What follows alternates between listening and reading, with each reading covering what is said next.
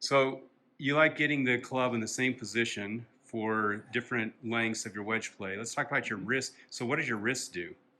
Well, and again, the wrist is steering the golf club on its path that we want, whether that path is positive or negative.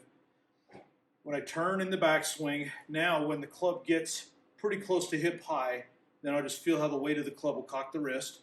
So now that angle right there is going to maintain. As I turn through, my arm path drops through the ball, and then I'm just basically just holding this angle off for the control. It'd be almost like underhand tossing a ball to somebody. And so if I've got my target right there, I'm just going to underhand toss the ball over the target. So the turn hinge, turn through, and you can see that I've maintained that angle coming through.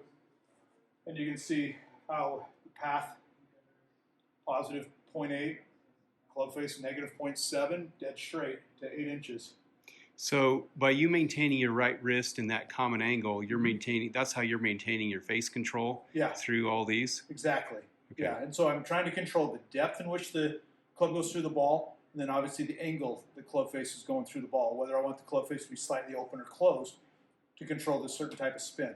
So when people flex their wrist through impact, that messes everything up from your teaching style. Well, it just depends on what type of shot they're trying to hit. So if you're trying to hit a little bit more of a flop shot, so you're trying to add a little bit more loft, then you'd see that that club would actually, your wrist would actually release to add some more loft to get a little bit more of a flop shot. But on just a real basic shot that we're trying to flush and put into the target, then I'd keep the angles constant.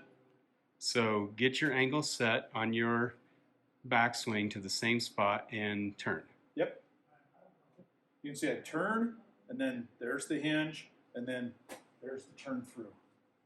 Turn hinge, turn through.